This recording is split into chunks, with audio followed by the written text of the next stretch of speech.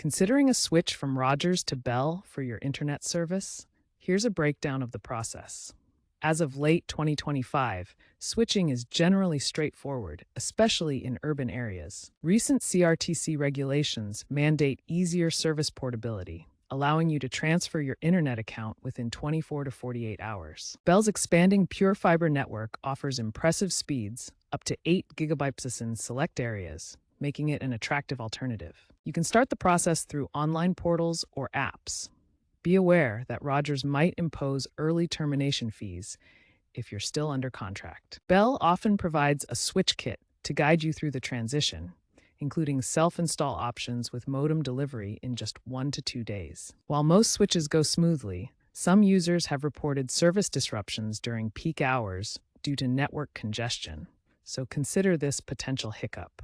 The switch begins with canceling your Rogers service.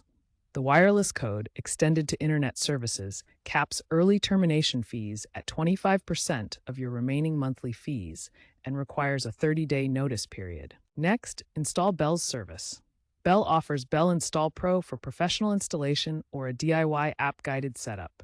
Choose based on your comfort level. Finally, transfer your data and settings.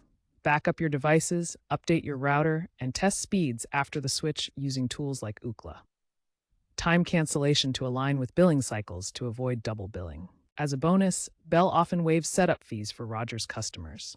CRTC rules allow automatic transfer of static IP addresses and bundled services. Use comparison tools like WhistleOut to quantify savings.